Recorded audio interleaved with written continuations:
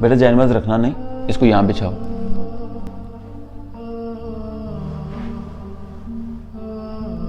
देखो बेटा, जब आप मस्जिद से नमाज पढ़ के निकलते हैं ना, तो लोगों को बीच में मुसल्ला झाड़ते नहीं हैं। मैं देख रहा था जब आप मुसल्ला झाड़ रहे थे अपनी जैनमाज को, तो पीछे वाले लोग परेशान हो रहे थे, उनके ऊपर डस्ट पड़ रही थी।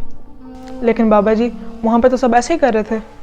मालूम है मुझे, सब ऐसे ही करते हैं, लेकिन गलत करते हैं।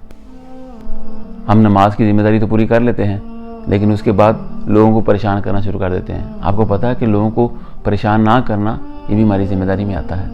तो फिर हमें क्या करना चाहिए बाबा जी? कुछ नहीं, बस आराम से जैसे नमाज हो आपकी मुकम्मल हो जाए, दरमियान से अपने मुसल्ले को उठाओ, यहाँ से ऐसे करके उठाओ और उसको फोल्ड कर लो। झाड़ने की ज़रूरत नहीं है। और कहीं दूर जाके जब आपके इर्द गिर्द कोई ना हो तो इसको झाड़ लो, आपका काम भी हो जाएगा और किसी को परेशानी भी नहीं होगी।